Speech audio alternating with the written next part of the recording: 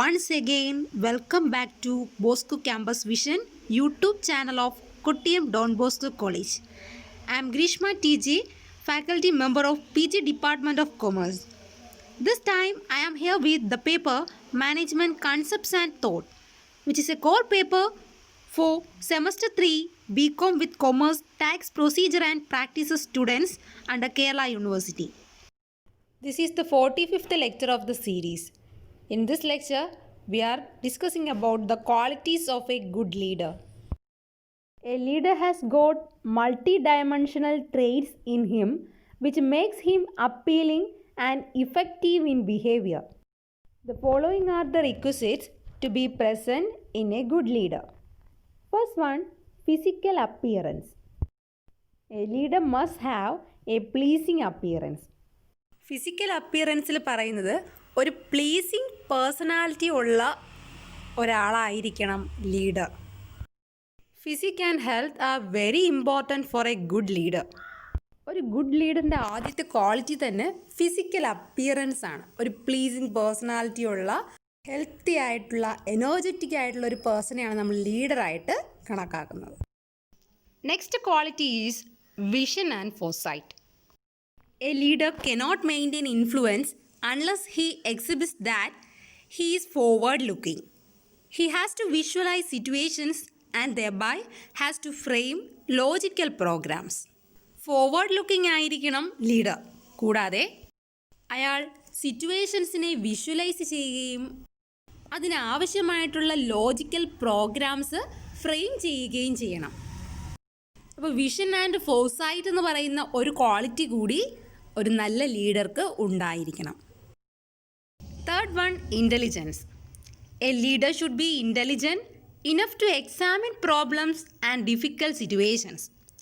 He should be analytical who weighs pros and cons and then summarises the situation. Therefore, a positive bent of mind and mature outlook is very important. മൂന്നാമത് പറയുന്ന quality, leader intelligent ആയിരിക്കണം.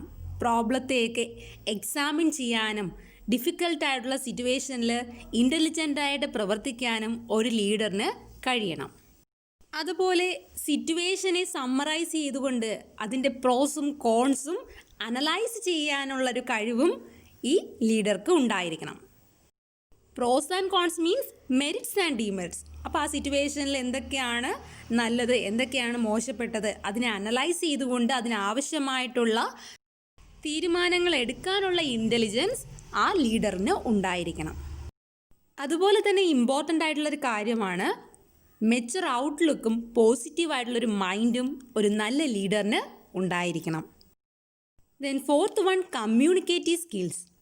A leader must be able to communicate the policies and procedures clearly, precisely, and effectively. This can be helpful in persuasion and stimulation. Leader ഒരു communicative സ്കില്ലുള്ളൊരു person ആയിരിക്കണം. ഓർഗനൈസേഷൻ്റെ പോളിസീസും പ്രൊസീജിയേഴ്സും ഒക്കെ clear ആയിട്ടും precise ആയിട്ടും ഇഫക്റ്റീവായിട്ടും മറ്റുള്ളവരിലേക്ക് communicate ചെയ്യാൻ കഴിവുള്ളൊരു person ആയിരിക്കണം leader. കമ്മ്യൂണിക്കേഷനിലൂടെയാണ് നമുക്ക് മറ്റുള്ളവരെ അനുനയിപ്പിക്കാനും അവരെ സ്റ്റിമുലേറ്റ് ചെയ്യാനും ഒക്കെ സാധിക്കുന്നത്. ലീഡറിനുണ്ടാവേണ്ട നാലാമത്തെ ക്വാളിറ്റി എന്ന് പറയുന്നത് കമ്മ്യൂണിക്കേറ്റീവ് സ്കിൽസ് ആണ്. Then fifth quality is knowledge of work. A leader should be very precisely knowing the nature of work of his subordinates because it is then he can win the trust and confidence of his subordinates. സബോർഡിനേറ്റ്സിൻ്റെ വർക്കിൻ്റെ nature എന്താണെന്ന് ഒരു leader നന്നായിട്ട് മനസ്സിലാക്കിയിരിക്കണം. എങ്കിൽ മാത്രമേ സബോർഡിനേറ്റ്സിൻ്റെ കോൺഫിഡൻസും ട്രസ്റ്റും ഒക്കെ നേടാൻ ഒരു ലീഡർക്ക് സാധിക്കുകയുള്ളൂ. അപ്പോൾ എന്താണ് അയാളുടെ സബോർഡിനേറ്റ്സ് ചെയ്തുകൊണ്ടിരിക്കുന്നതെന്നുള്ള ആ ഒരു വർക്കിൻ്റെ നോളജ് ആ ലീഡറിനുണ്ടായിരിക്കണം. Then sixth one is sense of responsibility.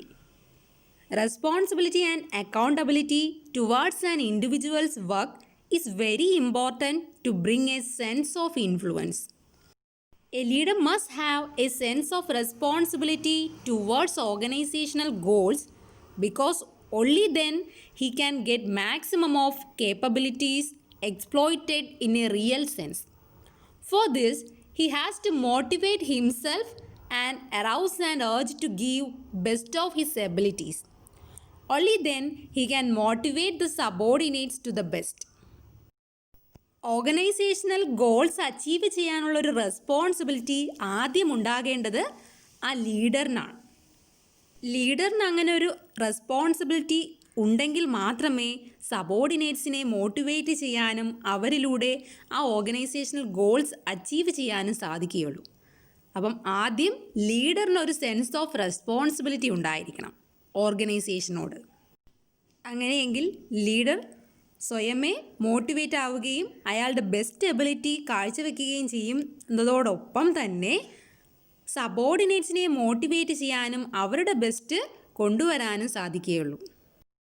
7th one is self-confidence and willpower. Confidence in himself is important to earn the confidence of the subordinates.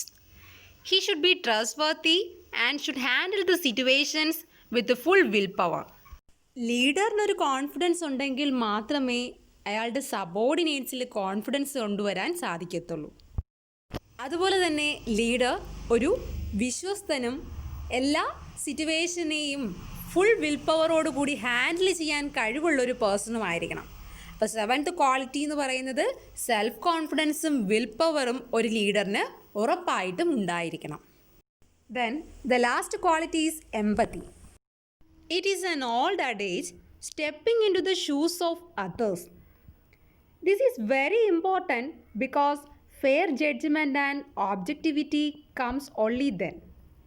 A leader should understand the problems and complaints of employees and should also have a complete view of the needs and aspirations of the employees. This helps in improving human relations and personal contacts with the employees.